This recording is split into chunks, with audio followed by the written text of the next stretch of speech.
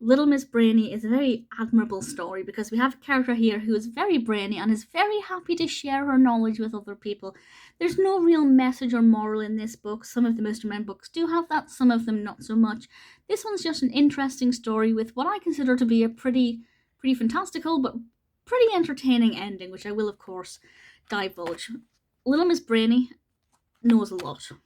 She knows if you want to get up, then you have to wake up. And these are obviously all very simple things for an older reader, but there are some facts in this that young children might not fully grasp if they're just kind of beginning to learn about order. And if you want to do something, then there has to be an action.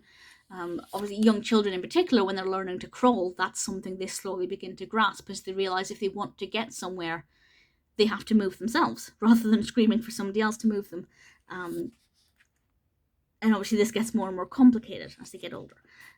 I have to say, I love that. She knew that it was impossible for centipedes to find matching shoes. I love the illustration there.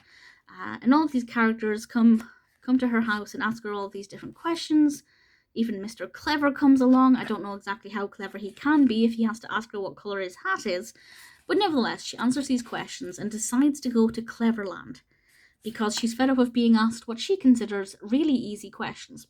So she challenges herself, and I like that. I find that admirable. She's not just complacent, she decided to push herself further and expand her knowledge, which is what she does, but she ends up being with a lion. And the lion asks her what he can eat because he's hungry, and she has to say, I don't know, because otherwise she would have to say me, because she was the only person around. And it's quite sweet. There's no real message.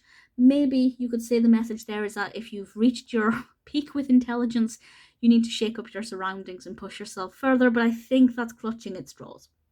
I like the character. I don't really like the design of her, and I don't like this finger wagging. Like, I get what they're trying to do, but I think it gives Brainy a bad image.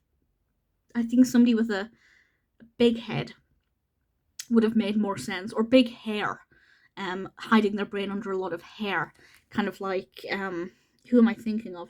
Little Miss Star, kind of that design I think would have worked much better. But nevertheless, I don't care. It's not a bad design. I just don't particularly love it. But nevertheless, it's a fun story with a nice ending. Not my personal favourite, and not the best character, but I like that it champions knowledge. I like that it encourages people to know things and to learn things. And there are some facts in there that younger readers might pick up on. It's definitely not a bad book.